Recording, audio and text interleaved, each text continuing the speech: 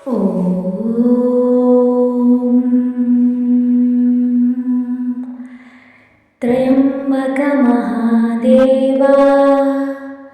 त्राहि मां कृपया शिव जन्ममृत्युजरारोगै पीडितं कर्मबन्धनै. ಶಂಭೋ ಶಂಕರ ಅಂತ ಕರೆದ್ರೆ ಸಾಕು, ನಾವು ಎಷ್ಟೇ ಕಷ್ಟದಲ್ಲಿದ್ದರೂ ಬಂದು ನಮ್ಮನ್ನು ಕಾಪಾಡೋನೆ ಈ ಮಹಾದೇವ. ಇಂದು ಮಹಾಶಿವರಾತ್ರಿ. ಶಿವನ ಕುರಿತು ಉಪವಾಸ ಜಾಗರಣೆ ಮಾಡೋಕ್ಕೆ ಸಾಧ್ಯವಾಗದೇ ಇದ್ದರೂ ಕೂಡ ಭಕ್ತಿಯಿಂದ ಶ್ರದ್ಧೆಯಿಂದ ಮಹಾಶಿವರಾತ್ರಿಯ ಈ ವ್ರತಕತೆ ಮತ್ತು ಮಂತ್ರವನ್ನು ಸಂಪೂರ್ಣವಾಗಿ ಆಲಿಸೋದ್ರಿಂದ ವ್ರತ ಮಾಡಿದಷ್ಟೇ ಪುಣ್ಯ ಬರುತ್ತೆ. ಶಿವನನ್ನು ನಾವು ಪೂಜಿಸಿ ಆರಾಧಿಸಿದಷ್ಟು ನಮ್ಮನ್ನು ರಕ್ಷಿಸ್ತಾನೆ. ಭಕ್ತಿಯಿಂದ ಶ್ರದ್ಧೆಯಿಂದ ನಮ್ಮ ಕಷ್ಟಗಳನ್ನೆಲ್ಲ ಶಿವನ ಮುಂದೆ ಇಟ್ಟು ಬೇಡಿಕೊಳ್ಳುತ್ತಾ ಸಂಪೂರ್ಣವಾಗಿ ಕತೆ ಮತ್ತು ಮಂತ್ರಗಳನ್ನು ಆಲಿಸಿ. ತಡ ಮಾಡೋದು ಬೇಡ, ಈಗ ಕಥೆಯನ್ನು ಶುರು ಮಾಡೋಣ. ಹಿಮಾಲಯ ಪರ್ವತದಲ್ಲಿ ನೆಲೆ ನಿಂತಿರುವಂತಹ ಪರ್ವತ ರಾಜನಾದಂತಹ ಹಿಮವಂತ ಮತ್ತು ರಾಣಿ ಮೀನಾದೇವಿಯ ಪುತ್ರಿಯಾಗಿ ಸತೀದೇವಿ ಪಾರ್ವತಿಯಾಗಿ ಜನ್ಮಿಸ್ತಾಳೆ. ಬಾಲ್ಯದಿಂದಲೇ ಅವಳ ಮನಸ್ಸು ಸದಾ ಪರಮೇಶ್ವರನಲ್ಲಿಯೇ ನೆಲೆಸಿರುತ್ತೆ. ಪಾರ್ವತಿಯು ಮನಸ್ಸಿನಲ್ಲಿ ಸಂಕಲ್ಪಿಸ್ತಾಳೆ, ಶಿವನೇ ನನ್ನ ಪತಿ ಆಗಬೇಕು, ಅದಕ್ಕಾಗಿ ಯಾವ ತಪಸ್ಸಾದರೂ ಸರಿ ನಾನು ಅವನನ್ನು ಒಲಿಸಿಕೊಳ್ತೇನೆ. ಕಠಿಣ ತಪಸ್ಸು ಎಷ್ಟೇ ಇರಲಿ, ಕಷ್ಟ ಎಷ್ಟೇ ಬರಲಿ, ಶಿವನು ನನ್ನವನು ಅಂತ ಅವಳು ಸಂಕಲ್ಪವನ್ನು ಮಾಡ್ತಾಳೆ. ಆ ಸಂಕಲ್ಪದಿಂದ ಪಾರ್ವತಿ ದೇವಿಯು ಹಿಮಾಲಯದ ಕಾಡಿಗೆ ತೆರಳುತ್ತಾಳೆ. ಕಠಿಣ ತಪಸ್ಸನ್ನು ಆಚರಿಸೋಕೆ ಪ್ರಾರಂಭವನ್ನು ಮಾಡ್ತಾಳೆ. ಮೊದಲು ಅವಳು ಫಲವನ್ನು ಸ್ವೀಕರಿಸುತ್ತಾ ಜೀವನವನ್ನು ಮಾಡ್ತಾಳೆ. ತದನಂತರ ಎಲೆ ಬೇರುಗಳನ್ನು ಮಾತ್ರ ಸೇವಿಸ್ತಾಳೆ. ಅಂತಿಮವಾಗಿ ತಾಯಿ ಪಾರ್ವತೀ ದೇವಿಯು ತನ್ನ ದೇಹವು ಶಿವಾರ್ಪಣವಾಗಲಿ ಅಂತ ತಿಳಿದುಕೊಂಡು ನೀರನ್ನು ಆಹಾರವನ್ನು ತ್ಯಜಿಸಿ ಮೌನ ವ್ರತದಿಂದ ಧ್ಯಾನದಲ್ಲಿ ಲೀನಳಾಗ್ತಾಳೆ. ಅವಳ ತಪಸ್ಸು ಈ ಮಹಾಶಿವರಾತ್ರಿಯ ದಿನ ಪರಿಪೂರ್ಣವಾಗುತ್ತೆ. ಪಾರ್ವತಿಯ ತಪಸ್ಸಿನ ತಾಪದಿಂದ 3 ಲೋಕಗಳು ಬೇಯೋದಕ್ಕೆ ಶುರುವಾಗುತ್ತೆ. ಆಗ ದೇವತೆಗಳು ಪರಮೇಶ್ವರನಲ್ಲಿ ಬಂದು, ಪರಮೇಶ್ವರನೇ, ಪಾರ್ವತಿಯ ಭಕ್ತಿಯನ್ನು ಸ್ವೀಕರಿಸಿ ಲೋಕ ಕಲ್ಯಾಣಕ್ಕಾಗಿ ತಾಯಿ ಪಾರ್ವತಿಗೆ ಅನುಗ್ರಹವನ್ನು ನೀಡಿ ಅಂತ ಬೇಡಿಕೊಳ್ತಾರೆ. ಪರಮೇಶ್ವರನು ಪಾರ್ವತಿಯ ಮುಂದೆ ಪ್ರತ್ಯಕ್ಷನಾಗ್ತಾನೆ ಹಾಗೂ ಹೇಳ್ತಾನೆ, ಪಾರ್ವತಿ, ನಿನ್ನ ಭಕ್ತಿ ಮತ್ತು ನಿನ್ನ ಸಹನೆ, ನಿನ್ನ ನಿಷ್ಠೆ ನನಗೆ ಅಪಾರವಾಗಿ ಪ್ರಿಯವಾದದ್ದು. ನೀನು ನನ್ನ ಅರ್ಧಾಂಗಿಯಾಗುವೆ, ನಾನು ಇಂದಿನಿಂದ ಅರ್ಧನಾರೀಶ್ವರನಾಗುವೆ ಅಂತ ಪಾರ್ವತಿಯಲ್ಲಿ ಪರಮೇಶ್ವರನು ಹೇಳ್ತಾನೆ. ಶಿವ ಪಾರ್ವತಿಯರ ವಿವಾಹವು ತದನಂತರ ಕೈಲಾಸದಲ್ಲಿ ವೈಭವದಿಂದ ಜರುಗತ್ತೆ. ಮಹಾಶಿವರಾತ್ರಿಯ ಸಂಕಲ್ಪ, ತ್ಯಾಗ ಮತ್ತು ಶುದ್ಧ ಪ್ರೀತಿಯ ವ್ರತವು ಇದಾಗಿದೆ. ಸಹನೆ ಮತ್ತು ನಿರಂತರವಾದಂತಹ ಭಕ್ತಿಗೆ ಶಿವನು ಖಂಡಿತ ಪ್ರತಿಫಲವನ್ನು ನೀಡ್ತಾನೆ. ಇನ್ನು ಈ ಮಹಾಶಿವರಾತ್ರಿಯು ನೀಲಕಂಠನಾದ ದಿನ ಜರುಗಿದೆ ಅಂತ ಪುರಾಣಗಳು ಹೇಳ್ತವೆ. ಅಸುರರು ಮತ್ತು ದೇವತೆಗಳು ಅಮೃತಕ್ಕಾಗಿ ಕ್ಷೀರಸಾಗರದಲ್ಲಿ ಮಂಥನವನ್ನು ಮಾಡೋದಕ್ಕೆ ಪ್ರಯತ್ನಿಸ್ತಾರೆ. ಆಗ ಮಂದಾರ ಪರ್ವತವನ್ನು ದಂಡವಾಗಿ, ವಾಸುಕಿಯನ್ನು ಹಗ್ಗವಾಗಿ ಬಳಸ್ತಾರೆ. ಇದರಿಂದ ಅನೇಕ ವಸ್ತುಗಳು ಹೊರಬರುತ್ತೆ. ಏಕಾಏಕಿಯಾಗಿ ಹಾಲಾಹಲ ಕೂಡ ಉದ್ಭವವಾಗುತ್ತೆ. ಉರಿ ಮತ್ತು ಹೊಗೆಗಳಿಂದ 3 ಲೋಕಗಳು ನಾಶವಾಗುವ ಸ್ಥಿತಿ ಬಂದಾಗ ಶಿವನು ಅದನ್ನು ಲೋಕ ಕಲ್ಯಾಣಕ್ಕಾಗಿ ಕುಡಿತಾನೆ. ಅದನ್ನು ಹೊಟ್ಟೆಗೆ ಇಳಿಯಲು ಬಿಡದೆ ಪಾರ್ವತಿಯು ಕಂಠದಲ್ಲಿಯೇ ತಡಿತಾಳೆ. ಆಗ ಅವನ ಕಂಠವು ನೀಲವಾದ್ದರಿಂದ ನೀಲಕಂಠನಾಗಿ ಪ್ರಸಿದ್ಧವನ್ನು ಹೊಂದ್ತಾನೆ. ಶಿವನು ವಿಷವನ್ನು ಕುಡಿದಂತಹ ಈ ರಾತ್ರಿಯನ್ನು ಮಹಾಶಿವರಾತ್ರಿ ಅಂತ ಕರೆಯೋದಕ್ಕೆ ಶುರು ಮಾಡ್ತಾರೆ. ಭಕ್ತರು ಈ ರಾತ್ರಿ ಜಾಗರಣೆ ಮಾಡಿ ಶಿವನಿಗೆ ಅಭಿಷೇಕ ಮಾಡೋದ್ರಿಂದ ವಿಷದಂತೆ ಇರುವಂತಹ ಎಲ್ಲ ದುಃಖಗಳು ದೂರವಾಗುತ್ತೆ ಅಂತ ಹೇಳಬಹುದು. ಲೋಕ ಕಲ್ಯಾಣದ ಭಾವನೆ, ಶುದ್ಧ ಮನಸ್ಸು ಮಾನವರಿಗೆ ಮಹಾದೇವ ನೀಡ್ತಾನಂತೆ. ಮಹಾಶಿವರಾತ್ರಿ ಅಂದರೆ ಕರುಣೆ, ತ್ಯಾಗ ಮತ್ತು ಲೋಕ ರಕ್ಷಣೆಯ ಸಂಕೇತವಾಗಿದೆ. ಇತರರಿಗಾಗಿ ತ್ಯಾಗ ಮಾಡುವವನೇ ಈ ಮಹಾದೇವನಾಗಿದ್ದಾನೆ. ಈಗ ಪವಿತ್ರವಾದಂತಹ ವ್ರತಕಥೆಯನ್ನು ಕೇಳಿ ಆಯಿತು. ಈಗ ಪರಮೇಶ್ವರನ ಮಂತ್ರವನ್ನು ಪಾರಾಯಣ ಮಾಡೋಣ.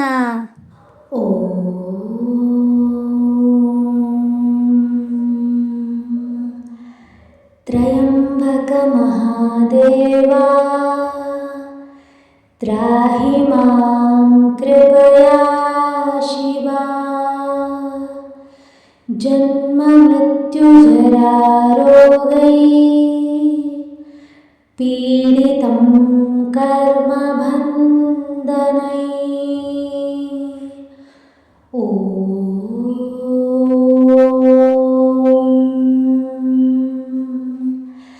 ತ್ರಯಂಬಕ ಮಹಾದೇವಾ ತ್ರಾಹಿ ಮಾಂ ಕೃಪಯಾ ಶಿವಾ ಜನ್ಮ ಮೃತ್ಯು ಜರಾ ರೋಗೈ ಪೀಡಿತಂ ಕರ್ಮ ಬಂಧನೈ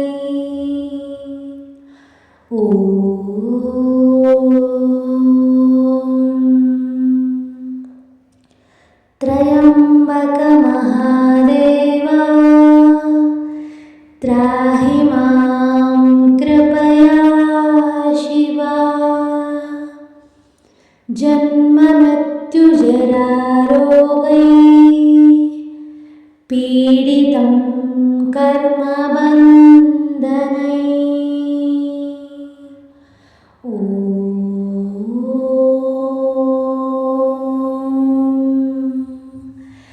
ತ್ರಯಂಬಕ ಮಹಾದೇವಾ ತ್ರಾಹಿ ಮಾಂ ಕೃಪಯಾ ಶಿವಾ ಜನ್ಮ ಮೃತ್ಯು ಜರಾ ರೋಗೈ ಪೀಡಿತಂ ಕರ್ಮ ಬಂಧನೈ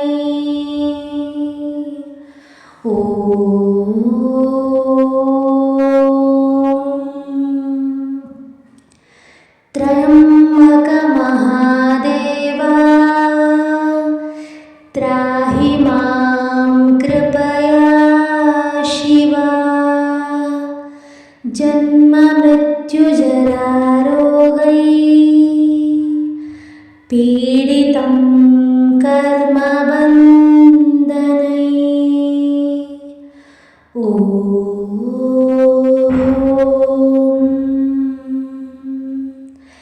ತ್ರಯಂಬಕ ಮಹಾದೇವಾ ತ್ರಾಹಿ ಮಾಂ ಕೃಪಯಾ ಶಿವಾ ಜನ್ಮ ಮೃತ್ಯು ಜರಾ ರೋಗೈ ಪೀಡಿತಂ ಕರ್ಮ ಬಂಧನೈ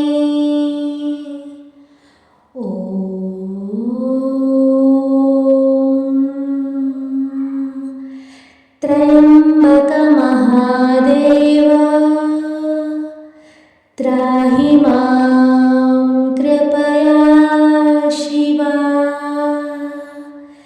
ಜನ್ಮ ಮೃತ್ಯು ಜರಾ ರೋಗೈ ಪೀಡಿತಂ ಕರ್ಮ ಬಂಧನೈ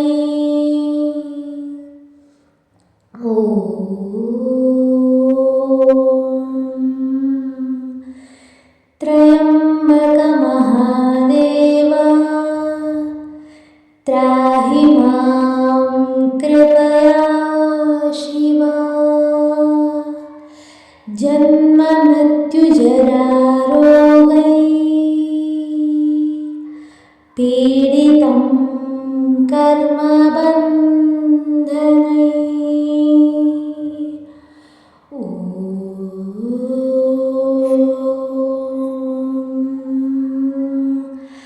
त्र्यम्बकमहादेवा त्राहि मां कृपया शिव जन्ममृत्युजरारोगै पीडितं कर्मबन्धनै ॐ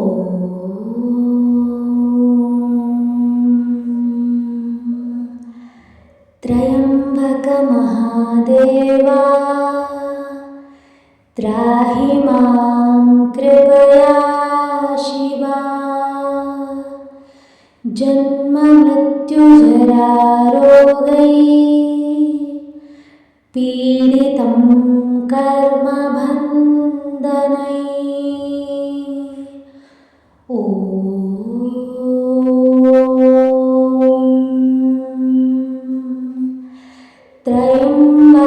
त्र्यम्बकमहादेवा त्राहि मां कृपया शिवा जन्ममृत्युजरारोगै पीडितं कर्मबन्धनै ॐ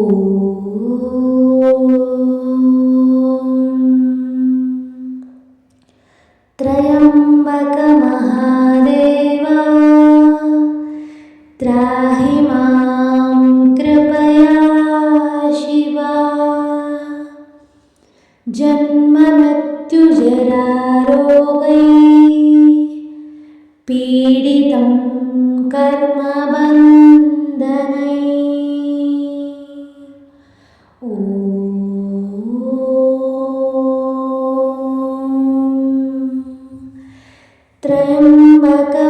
त्र्यम्बकमहादेवा त्राहि मां कृपया शिवा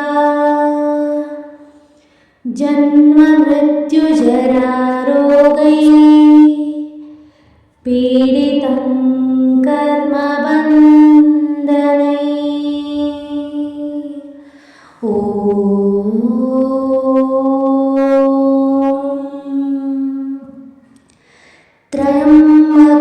त्र्यम्बकमहादेवा त्राहि मां कृपया शिवा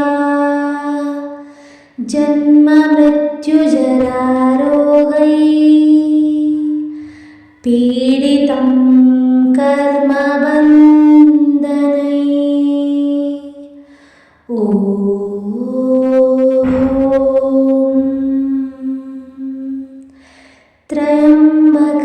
त्र्यम्बकमहादेवा त्राहि मां कृपया शिवा जन्ममृत्युजरारोगै पीडितं कर्मबन्धनै ॐ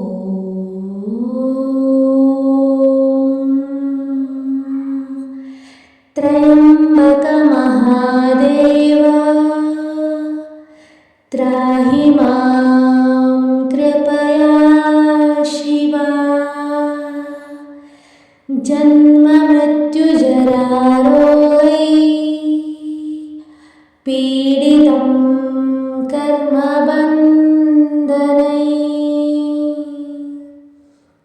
ॐ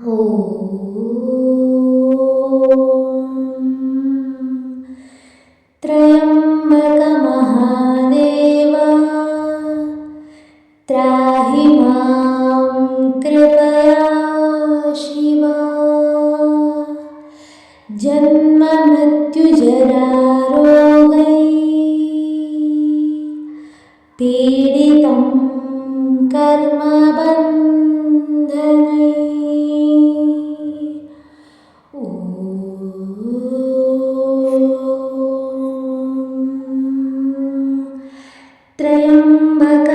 त्र्यम्बकमहादेवा त्राहि मां कृपया शिवा जन्ममृत्युजरारोगै पीडितं पीडितं कर्मबन्धनैः। ॐ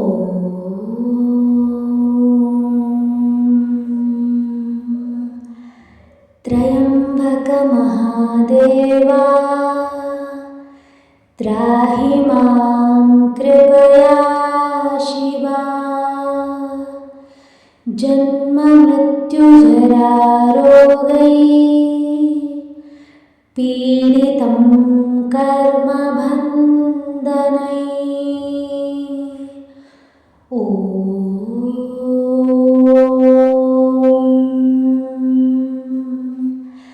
त्र्यम्बकमहादेवा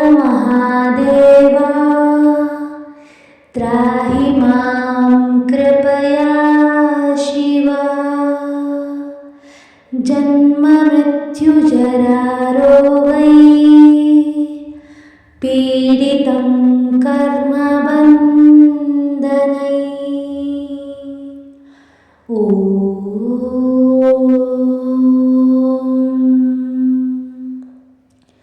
त्र्यम्बकमहादेवा त्राहि मां कृपया शिवा। जन्ममृत्युजरारोगैः पीडितं कर्मबन्धनैः। ॐ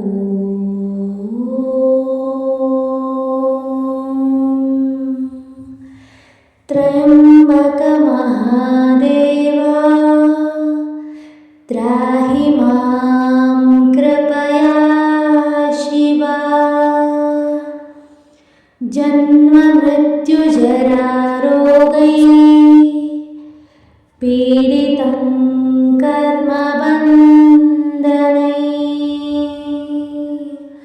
ॐ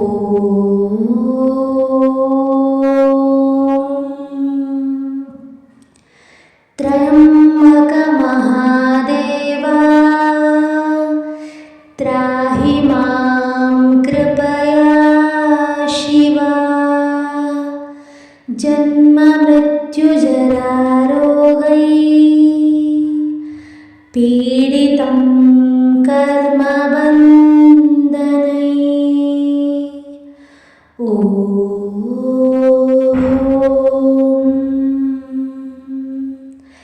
त्र्यम्बकमहादेवा त्राहि मां कृपया शिवा। जन्ममृत्युजरारोगैः पीडितं कर्मबन्धनैः। ॐ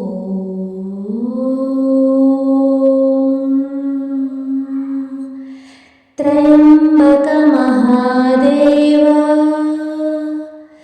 त्राहि मां